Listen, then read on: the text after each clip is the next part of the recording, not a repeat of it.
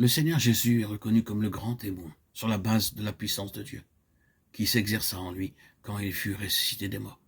Souvenez-vous que le témoignage de Jésus est toujours associé au fait de sa résurrection d'entre les morts, c'est-à-dire qu'il vit par la puissance qui a vaincu la mort. Il est la vie sur cette base-là, sur ce fondement, dans ce sens. Et ceux que le Nouveau Testament reconnaît comme témoins de Jésus ne sont pas ceux qui disent la vérité à son sujet, mais ceux qui sont témoins de sa résurrection, ceux qui, en l'occurrence, de manière spirituelle, attestent la résurrection de Christ. Le témoignage du Nouveau Testament sur Jésus est que Dieu le releva de la mort et qu'il est vivant pour l'éternité. C'est l'essence même du témoignage. Ainsi, toute la question se résout en celle d'un témoignage en vie, d'un témoignage de vie. Ce n'est pas en premier lieu un témoignage de vérité, mais de vie.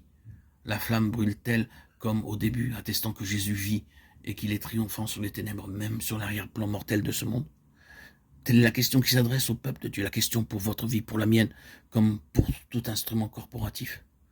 Si le Seigneur continue à nous conduire dans cette direction, il y aura beaucoup de choses à partager quant à la signification de cela.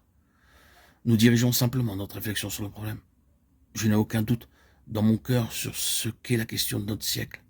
Je crois que nous pouvons sans embâche proclamer être dans ce domaine de la tribu d'Issachar, pour ainsi dire, qui avait l'intelligence des temps pour savoir ce que devait faire Israël.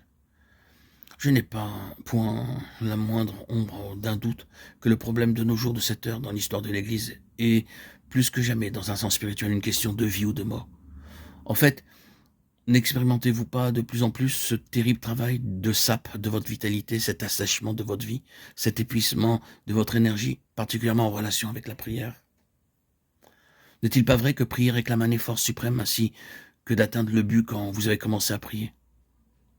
Vous avez besoin d'être énergisé par une source autre que celle de vos énergies naturelles, et cela de manière croissante. Il y a un travail de sape étrange, profond, terrible de votre vitalité, aussi bien mentale que physique, que spirituelle. Une personne qui est tout au moins spirituelle connaîtra quelque chose de cela. Et à l'arrière-plan se tient le conflit final de cet âge. Il s'agit en fait de la question spirituelle de la vie et de la mort.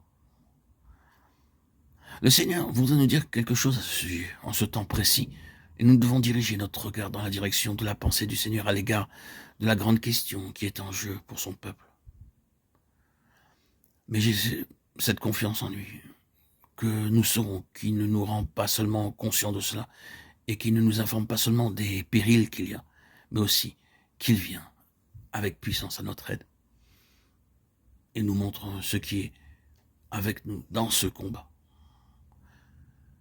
Qu'il en soit ainsi alors que nous nous maintenons avec détermination dans la prière.